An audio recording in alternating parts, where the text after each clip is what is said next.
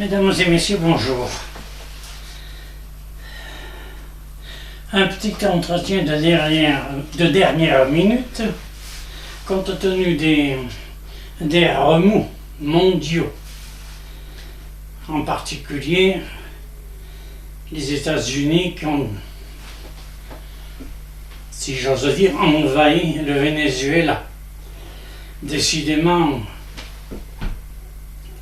Poutine envahit la Crimée, Trump envahit le Venezuela. Lui, c'est pour défendre la population russophone qui est en Ukraine. En arrière-pensée, il y aurait quelques intérêts particuliers à récupérer. À gauche, nous avons Trump qui, soi-disant, pour combattre la drogue, les narcotrafiquants, mais qui quand même, alors lui il le fait carrément, il annonce tout de go qu'il va gérer le Venezuela de façon à remettre les compagnies pétrolières en état avec des milliards et des milliards et des milliards. Et puis, comme ça,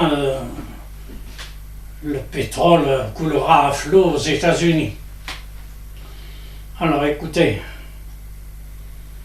moi je veux bien qu'on me prenne pour ce que l'on veut,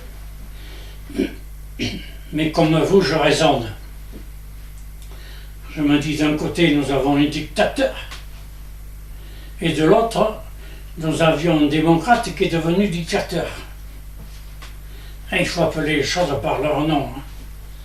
Moi, quand on envahit le Venezuela et qu'on va faire un hold-up dans le domicile privé d'un chef d'État, même qu'il soit un dictateur, moi je veux bien, mais enfin, on lui reproche surtout d'avoir beaucoup de pétrole sur son terrain. Parce qu'en fait, la drogue qui passait par chez lui, par le Venezuela, c'est pas lui qui l'exploitait. C'était le pays d'à côté. La Colombie ou la Bolivie, je ne sais plus. Et lui, ben, ma foi, qu'il ait touché quelques royalties au passage. Vous savez, Poutine, de son côté, il encaisse pas mal des royalties. Alors quand je vois Trump qui se lance là-dedans, et puis attendez, dans son discours, il a parlé quand même du Groenland. Alors il ne faudrait pas que le Groenland devienne sa prochaine victime, à moins qu'il passe par le Canada avant. Là, je pense que peut-être il tomberait sur un os, d'autant plus que l'Europe, si elle voulait écouter ce que j'ai proposé, suggéré, mais l'Europe fait la sourde oreille. Elle ouvrira les oreilles quand ça sera trop tard. C'est-à-dire peut-être après que les chefs d'État aient pris leurs dispositions et on laissera Enfin, je l'ai déjà dit dans un précédent entretien. Donc, je pense que la situation est sérieuse et qu'on ne peut pas accorder à M. Trump une attention très, très poussée. D'autant plus qu'on ne sait pas demain comment il va réagir. Parce qu'aujourd'hui il dit blanc, demain il dit noir. Et là, malheureusement, j'ai peur pour la Taïwan. Alors, je pense que l'Ukraine a besoin de l'Europe, mais l'Europe a d'abord un besoin urgent, c'est de se réunir, de s'équiper à profusion. Et ma foi, nos amis d'hier pourraient devenir, et ils le deviennent malheureusement aujourd'hui, nos ennemis. Alors, Bon, les États-Unis,